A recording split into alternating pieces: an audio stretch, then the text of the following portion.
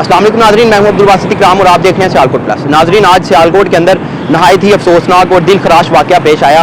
निजी factory workers की जानिब से जो है वो जनरल मैनेजर, जो उसी फैक्ट्री के जनरल मैनेजर थे, उनको फैक्ट्री के अंदर से बाहर ला के उनके ऊपर तशद्दुद किया गया और उनको इसी तशद्दुद की वजह से जो है वो हलाक हो गए और बाद में जो है वो उसे आग भी लगा दी गई। जो हमारे पास इब्तदाई मालूमात हैं उसके मुताबिक जो है वो फैक्ट्री के जनरल मैनेजर थे प्रियंथा कुमारा, जो एक गैर मुल्की शहरी हैं और श्रीलंका के हैं।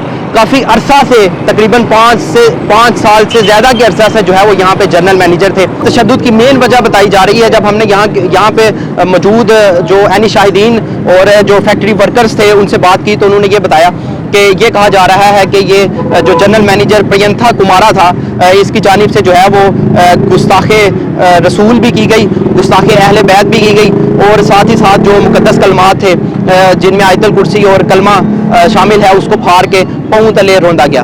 ये वो इल्ज़ामात और ये वो बातें हैं जो यहाँ के फैक्ट्री वर्कर्स और जो एनी शाहिदीन थे उन्होंने बताई, जो उस सारे हजूम के अंदर शामिल थे। इसी वजह से जो है वो फैक्ट्री वर्कर मुश्तिल हुए। फैक्ट्री वर्कर की जानिब से जो है वो उन जो प्रियंथा कुमारा जनरल मैनेजर थे इस निजी फैक्ट्री के, उनको जो है वो सबसे पहले तो फैक्ट्री के अंदर ये सारा जो मामला है वो शुरू हुआ।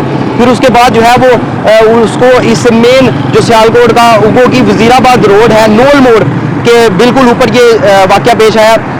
इस रोड को भी ब्लॉक कर दिया गया और आप वीडियोस भी देख सकते हैं कि जो बाकायदा उसके ऊपर जो है वो तशद्दुद किया गया।